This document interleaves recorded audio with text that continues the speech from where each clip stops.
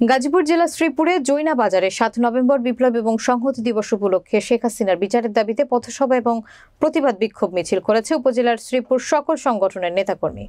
গাজীপুর নিজস্ব প্রতিনিধি নূর হোসেন সুমনের প্রতিবেদনে দেখুন বিস্তারিত।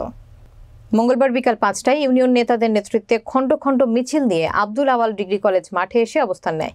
এরপর আওয়াল ডিগ্রি কলেজ গেটের সামনে থেকে বিশাল একটি মিছিল নিয়ে জৈনা বাজারের সকল রাস্তা প্রদক্ষিণ করে ঢাকা ময়মনসিংহ মহাসড়কে এসে পথসভার মাধ্যমে শেষ হয়।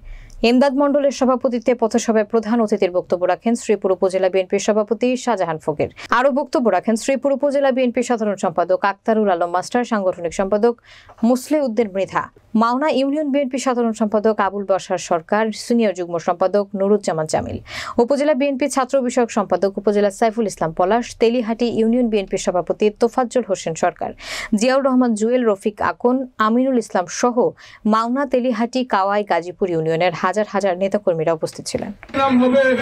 আপনার নেত্রীর মতো আপনাদের নেত্রী দেশ থেকে যেমন অপকর্মের দায়ে দেশ থেকে পালিয়ে গিয়েছে, আপনাদেরকে দেশ থেকে পালিয়ে যেতে হবে প্রিয় ভাইরা।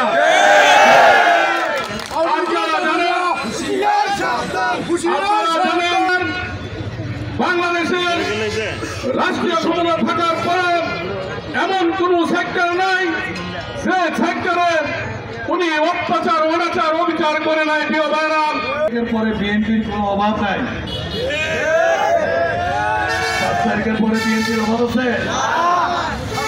আমরা যারা দীর্ঘ 17 বছর কষ্ট করেছি, রাত দিন পরিশ্রম করেছে, জেল খেটেছি, মামলা খেয়েছি, তাদের পেটে ক্ষুধা নাই।